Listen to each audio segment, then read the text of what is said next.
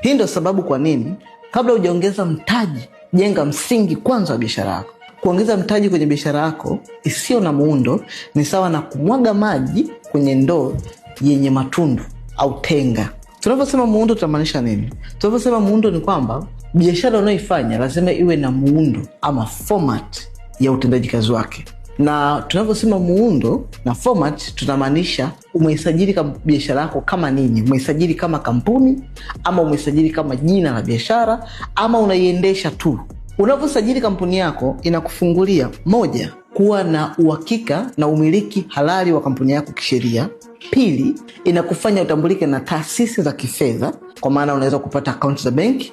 Tatu, unakopesheka, inakufanya uweze kuvutia wawekezaji kwenye kampuni yako ama kwenye biashara yako, kwa sababu ukishatambulika na taasisi za kifedha, it means wawekezaji kama vile watu binafsi, taasisi binafsi ama benki zenyewe. Na wawekezaji hawa inaweza kawa ni taasisi ama watu binafsi ama kikundi cha watu fulani chenye fedha ama benki, kwa maana kwamba ukisajili biashara yako na kukopesheka, it means unaweza kutumia pesa za watu wengine kufanya biashara yako wewe na ikaenda, na ukabaki na biashara yako na ikaongezeka maradufu, na pia ukaweka na vizingira sahihi ya kuweza kurudisha pesa zao. Pia kuweza kufanya biashara za kimataifa na makampuni mengine, na kuweza kupata tenda za serikali, za makampuni, za watu binafsi na tenda za mtu yoyote huko mtaani kwako. Kuongeza mtaji kwenye biashara yako ni kuifanya pesa yako iendelee kukeep busy na sio kukuza biashara yako.